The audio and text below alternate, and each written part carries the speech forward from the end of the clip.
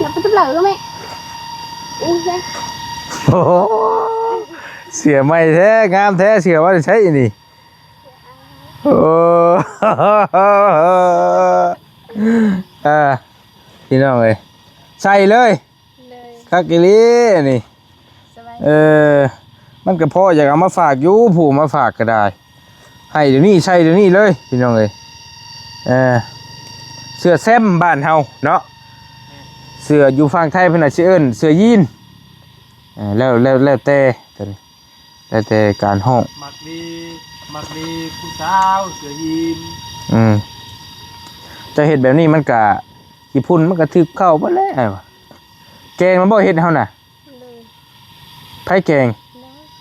เจ้านี่น้องชาว Lời. ปานใดดอกเจ้าเบิ่งแล้วก็ได้ พื้นเสียง เฮ้บ่เกี่ยวนะข่อยว่าเรื่องแกงเฮ็ดพู่ต้องเจ้าแกงแซ่บกว่าบ่ Lời. สู่บ่ยาวได้อยู่บ่เรื่องแกงข่อยก็เว้าไปซั่นแหละตามเพลงนี่เขาวแรงบ่นี่ล่ะ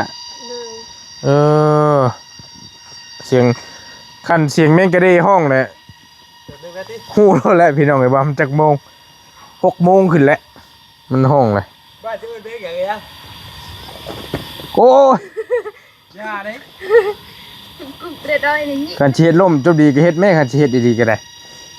Nó. Ừ. Mình chẳng giặt lấy. โยเฮ็ดให้มันคัก รู้ว่า เฮ็ดให้มันคักมันนี่ได้เฮ้ยคันตัวสิเฮ็ดก็ได้ บอกกันนี่ได้สิได้จับกล่องทัน หักลงไปเนาะพวกผ่าเราเป็นใหญ่ที่นี่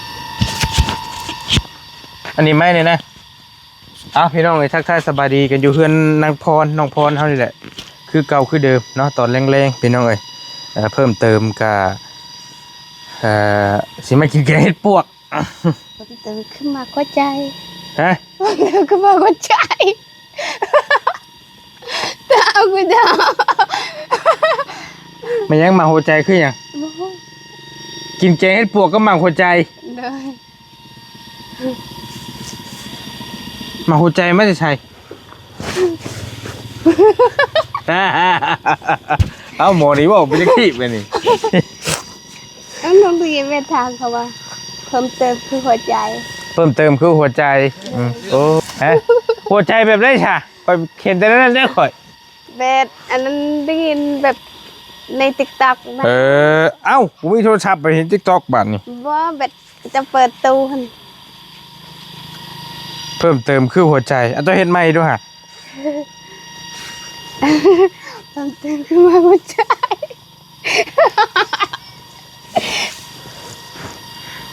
เมื่อเราบ่เอ่ยจ้ะ เมื่อแล้ว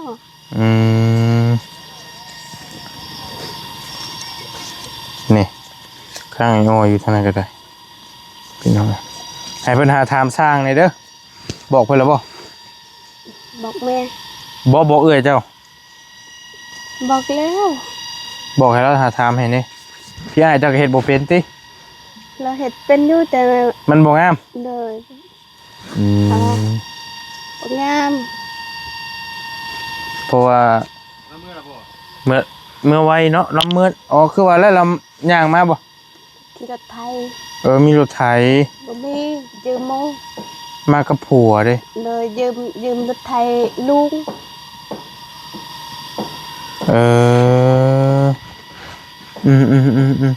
ผู้ว่าถึกจับได้ซะเนาะผัวแล้วถึกจับฮะ เราบ่ได้มั่ง ผัวก็ยังถึกจับอยู่บ่เดี๋ยวนี้ เลยยังบ่ทันออกเถอะ ก็ยากคือว่าแหละพี่น้องเอ้ย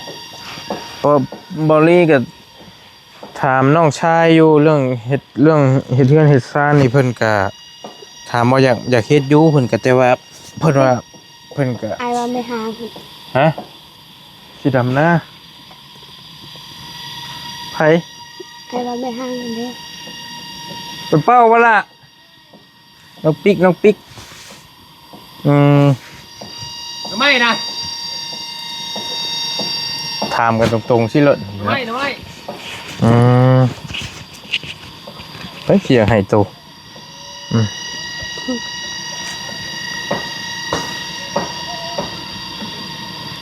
น้ำได้สีฉุกเหมือนพื้นเปียกนะพี่น้อง ฉุกแล้ว บ่ยังอยู่มันยังอายอยู่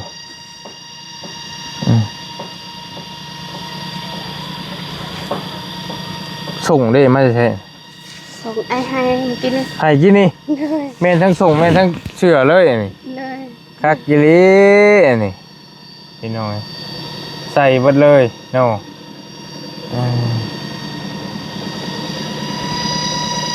โอ้แมงกะดีคนกลุ่มอยู่พี่น้อง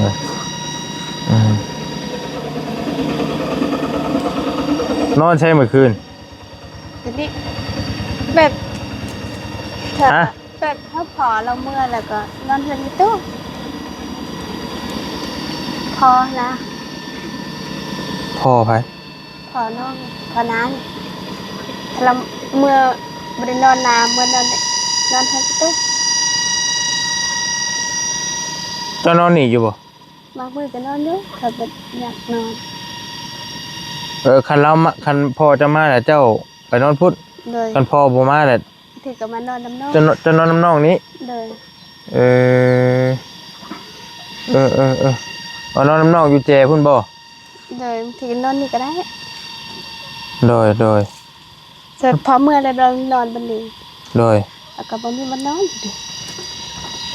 แต่ฝนตกแล้วมันก็อยู่บ่ไหวแล้วมาอีกแล้วบ่แรงหึมมาอีกเลยโคตรโพแล้วไม่ตกขอบตาเฮามันก็สิผลพระนี่จักหน้อยพี่น้องพอมองไหวเฮาก็มันบ่หลวงบ่ลายแล้วแต่ไหวได้ชั้นนี้ก็โอเคแล้วพี่น้องมันสถานที่เก็บมันก็ยังบ่ลายปานใดแล้วก็คือยังคือเก่าเนาะตามยืนยันคำเก่าคำเดิมเฮาแหละบาลีก็ยังอยู่ระหว่างการหาสร้างแล้วก็ระหว่างการหาทุนว่าซั่นซะยังบ่มีทุนนะพอง่ายๆยังทุนยังบ่พอมันบ่มีหรอกทุนเฮ็ดสร้างจ้างเฮือนเฮ็ดเฮือนน้องพรนี่ก็ตอนนี้เฮามี15ล้านแล้วเนาะก็คือเว้าคำเก่าคำเดิมนั่นแหละพี่น้องเอ้ยก็ถ้าได้อีกจัก10ล้านก็จังว่าสิหาสร้างมาสตาร์ทเลยนะครับบัดนี้หาพอได้อยู่ดอกสร้างพี่น้องเอ้ยแต่ว่าเงินยังบ่พอวอลี่ก็ยังบ่ทันอยากจริงจังปานใดแต่ว่าเงินพอมื้อใดก็แม่นสตาร์ทเลยแต่ว่าช่วงนี้ก็ถามเชิบๆไว้อยู่ว่าสิเอาสร้างประมาณใด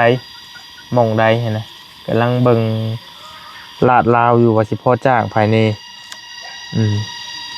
สร้างถึกสร้างแพงและอีกอย่างนี่สร้างแถวนี้นะครับบ่ทันเห็นฝีมือเพิ่นยังเว้ายากอยู่จักสิเลือกไผบาดพี่น้องก็ว่าคืออยู่เซโปนเฮาเห็นเบิดแล้วทางนั้นสร้างเหล่สร้างพงสร้างอะไรทั้งนั้นเฮาฮู้จักแหละไผเฮ็ดงามบ่งามหลายคนบอกว่าเอาสร้างเหล่มาแน่พี่น้องเอ้ยว่าซั่นบอลี่ให้เอาติดต่อสร้างเหล่เด้อมาเฮ็ดอยู่เฮือนน้องพรว่าซั่นป้ามันไกลโพดพี่น้องบ่ไหวเนาะอยู่เซโปนคนละเมืองสหราชประเทศร้านอาวุธประมาณ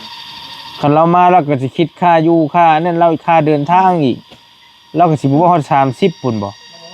แต่ก็บ่ว่าก็บ่ทันได้ว่านำแต่ว่าก็เปอร์เซ็นต์ก็สิมายากอยู่มันไกลพี่น้อง100กว่าลักเปอร์เซ็นต์เพิ่นมายากอยู่แล้วก็เลยว่าอยากหาทางหาทางสร้างเซิร์ฟๆแถวนี้เบิ่งก่อนเนาะก็ยังบ่ทันอยากฟ้าวปานใดก็อยู่ระหว่างนะระวังรอพี่น้องเอ้ย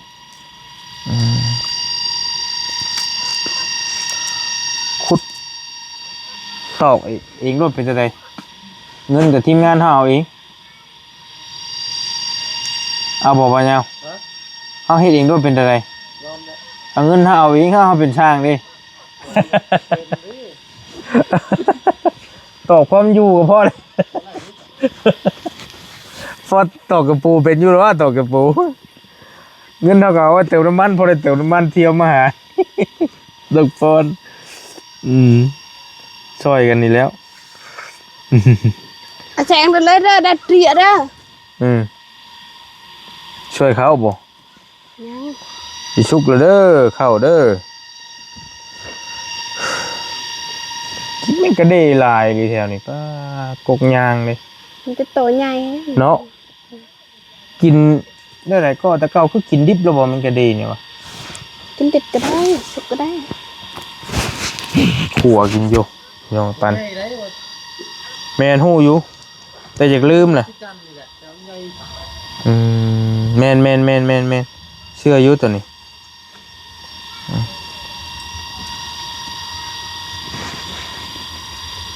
อันหมอประท่านป้องมันบ่นี่ เลย คนกลุ่มดำสิแหละพี่น้องล่างบ่ได้หรอก ล้างคือเก้า ล่างกับดำคือเก่าเพอหาจุพื้นเลย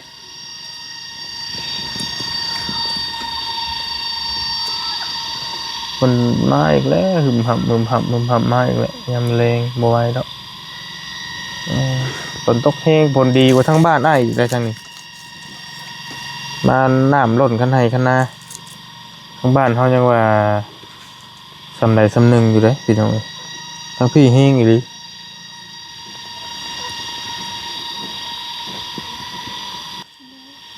หโม่ยังแหละเจ้ามา บ่ ฮะ มาเฮ็ด นี่มันคือว่าบอสอะ อุ่นซื่อ อุ่นเครื่อง ๆเลยสวัสดี สวัสดีโอ้ใส่เสื้อคือกันอีกอันนี้ใส่บ่ป้าเลยอันนี้โอ้ ส่งกระแมน ส่งกับแม่น เลย อักลีนี่ได้ลายได้เนาะอ้ายเอามาให้อ้ายก็บ่จื้อจักไผนี่จักไผจักยานี่พี่น้องเอ้ยก็ใส่ไปหั่นแหละพอได้ใส่เสื้อมือสองสภาพใหม่สภาพงามเบิ่งหาของเจ้ามันอันทางหน้าลายทางหน้านี่นะสื่อถึงหยังวะรูปผู้ชาวนะฮะบ่หรือว่าจะได้2,000ซาวบ่ฮ้อนบ่นาง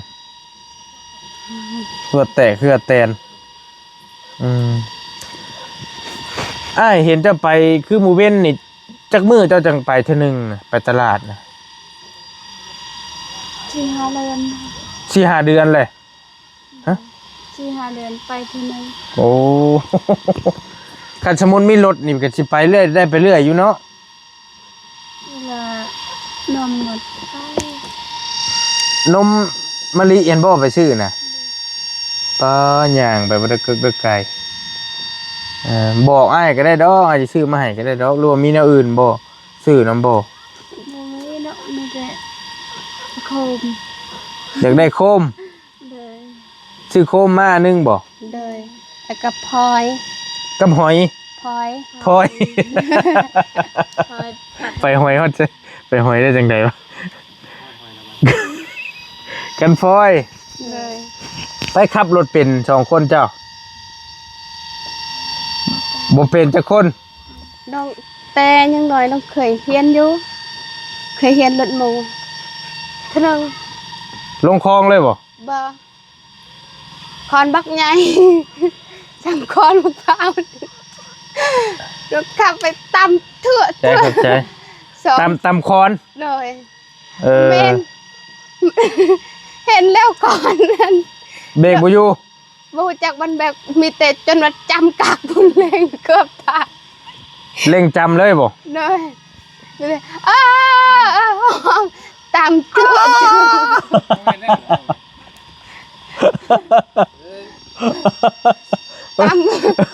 ตามก่อนไม่มันรถฮักรถเฟเลย ลาบเลย บ่กล้าขับเลยว่ะนี่ บ่กล้าเลย เพราะว่าก็เห็นใจน้องเพิ่นอยู่ได้พี่น้องเอ้ยอันดีใจเฮาบ่เห็นภาพเพิ่นย่างหาบตากแดดร้อนพร้อมมื้อเช้านี่น้องเพิ่นพากันย่างไปกับไผก็จะไป ป้า ป้าแท้ๆนี่บ่รู้ว่าป้าในบ้านดิซื่อ ป้าในบ้าน ผู้แล้วว่าเป็นดอกพี่น้องเอ้ยเว้าโคมป่าโคมดอนไปแล้วเว้าอึกทึกแล้วเว้าเก่งเนาะกันย่างไปก็ใช้เวลาก็บ่ดีว่าชั่วโมงนึงเดียวอยู่บ่เพื่อฮอดพุไกลเติบอยู่ได้พี่น้องบิ่งไปฮอดไปฮอดตลาดบ่หรือว่าไปฮอดทหารเวียดนั่นดิซื่อ ตลาดเมืองใหม่ ตลาดพะลานพุ่นแหละติ ตลาดเมืองใหม่ ตลาดเมืองใหม่ ไก่หลักคล้ายๆเด้ ก็อันนั้นเพิ่นตลาดเมืองใหม่บ่น่ะ เลยตลาดช่อง ตลาดพระลานอยู่ใช่บัดนี่ ที่ตลาดพระลานเลยค่ะ ผมเต็งบ่ทีมตัวละ แต่มันมีตลาดบ่เลยก็บ่ค่อยคุ้นปานใดอยู่พี่ นี่ตลาดช่องตลาด ช่องตลาดบ่ ตลาดเก่าตลาดใหม่ เออพี่น้องเอ้ยได้รถจักร น้อง มือสองมาให้น้องเพิ่นก็จักคันก็ยังใครอยู่กระบะอยู่เออบ่มีไผมีรถมีรางเลยเวลาเป็นไข้เป็นหนาวเจ็บเป็นเอ็นอุ่นก็ดีถ้าว่ามีทีมงานเฮาได้มามื้อน่ะมีบ่อไล่พาไปก็สั่นแหละก็แล้วพี่น้องก็ใช้รถไถก็พอแฮงเพื่อสิฮอดรถไถก็ ไปหายืมหมูอีกขอหมูไปกับน้อง คันว่าคือเจ้าเจ็บแฮงๆกรณีเจ็บแฮงมื้อน่ะเจ้าต้องไปยืมบ่ โดย ยืมรถหมู่บ่ โดยก็ต้องให้หมูขับส่งไปนั่ง ทั้งยืมทั้งให้กับเจ้าขับให้อีก เพราะมีคนขับ ขับบ่เป็น เลย อืมก็ลำบากอยู่พี่น้องนี่เนาะรถประตูแล้วก็มีรถเก่าๆที่มาแก้น้ำมื้อนั่นแหละมือบริเจาะน้ำให้แหละพี่น้องก็ลำบากลำบนอยู่ทั้งน้องๆเพิ่นก็ได้ ใจ ก็ย่าและเฮาเบิ่งเฮือนเบิ่งซ่านนี่ก่อนว่าเฮือนซ่านนี่ก็สำคัญมันยังก็สำคัญเบิดนั่นแหละรถล่างก็สำคัญเพราะว่ามันก็ชุมื้อนี่มันก็จำเป็นต้องใช้เวลาเจ็บไข้ได้พะยะเป็นอยากซื้อหันซื้อนี่แนวจำเป็นมากก็ต้องได้ใช้คือว่าหั่นแหละพี่น้อง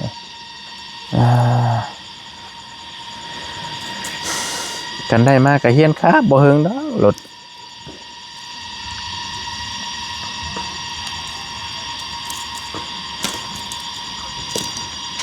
อ้ายเห็นบ่เตียงว่ามื้อไหนว่ามันยังคือว่าไปเฮ็ดดำนายังดำนา300มื้อบ่จังพอค่าช่างค่าหยังก็อ้ายบ่เข้าใจปานใด เลยแล้วว่าประดับนาจากมือ300มือเลยจังสิจบค่าสร้าง วันละแสน 300มื้อติ 3เลยมือ บ่300เดือนมึงทำจังก็เว้าไป โอ้แม่น300เดือน300มื้อ เลย เจ้าไปดำนานี่มื้อเท่าไหร่อยู่พี่พระเจ้าจ้าง จะโดนมือ50ย่านขึ้นแล้วเป็นบ่ฮู้ มันบ่ได้บ่มื้อละแสนเดียวนี่ บ่ฮู้บ่ทันเห็นเพิ่นมาบอกเลย แต่เก่าปีกายนี่ได้ไปอยู่บ่ไผไป ไปวัน50 ไผไปอีหล่าไปบ่นี่ผู้นี้ เราไม่ได้ไปหรอกค่ะเอาลูกเราเอาลูกดูแลเอาเรียน แต่ว่าพ่อฮู้บ่เพิ่นจ้างมื้อเท่าไหร่ มือละแสน ใครอยู่เพิ่นมื้อละแสนมื้อละแสนก็100กว่าบาทนึงได้พี่น้องบ่ได้ฮอด200ซับ100เจตอนนี้เจ้าเหลือค่าสร้างอยู่10ล้านมันได้10มันได้15ล้านแล้วเด้ยังเฮายังขาดค่าสร้างอยู่10ล้านสมมุติว่าเจ้าไปดำนามื้อละแสน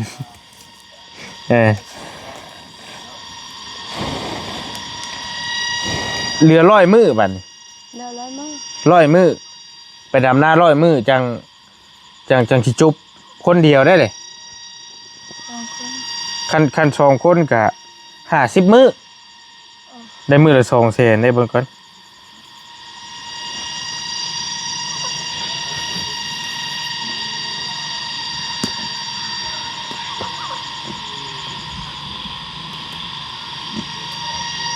มื้อละ200,000คูณแม่น50มื้อได้10ล้าน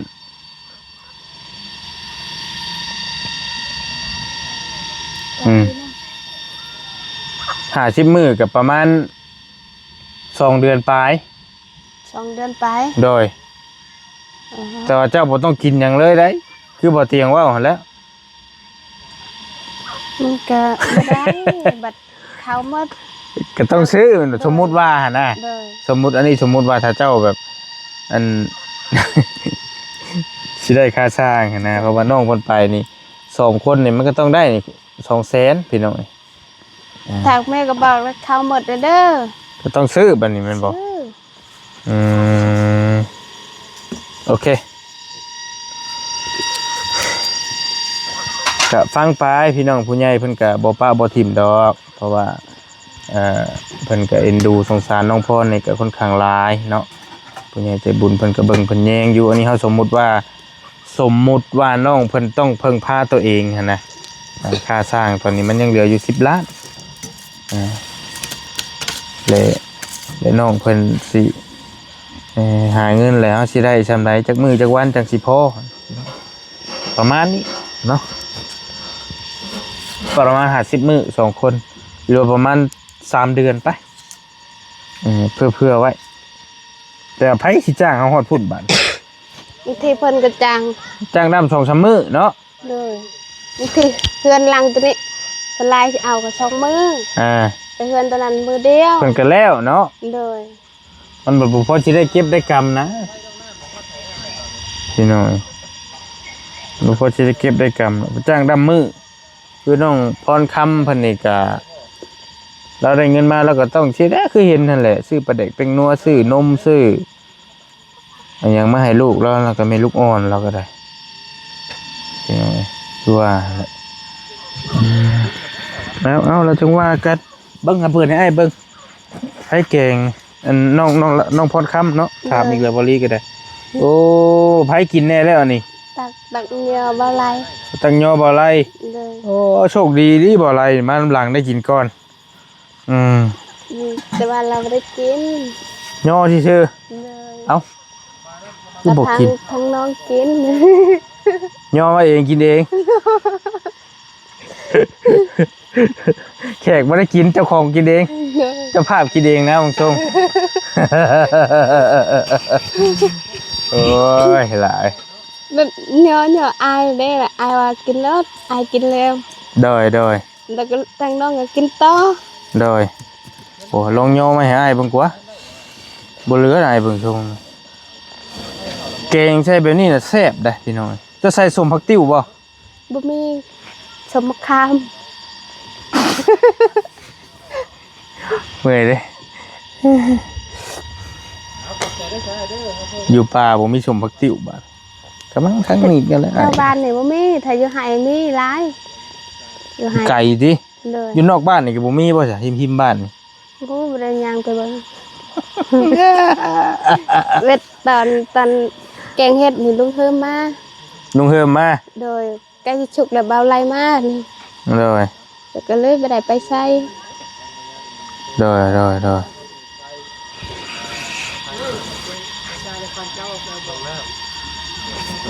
โอเคว่าขั้นแท้นี่ยุ่งกันหลายปัน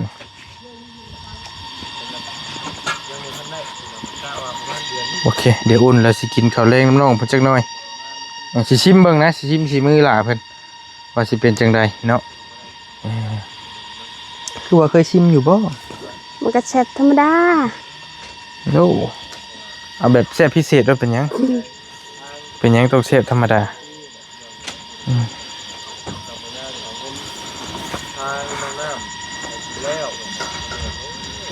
ฝนก็สิมาแล้วโอเคเด้อล่ะเด้อเสร็จเด้อเดี๋ยวจังหน่อยสิชิมเพิ่นอันนี้ก่อนพี่น้องเอ้ยสิชิมน้ำช่องบ่ยาวดอกสิให้เพิ่นถ้าทำให้เบิ่งก็มานั่งคุยกับน้องเพิ่นนี่แหละยามช่วงแรงๆพี่น้องเอ้ย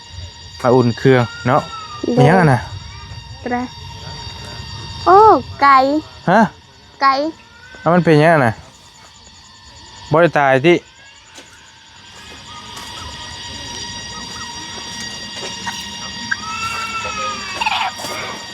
ตกใจวัด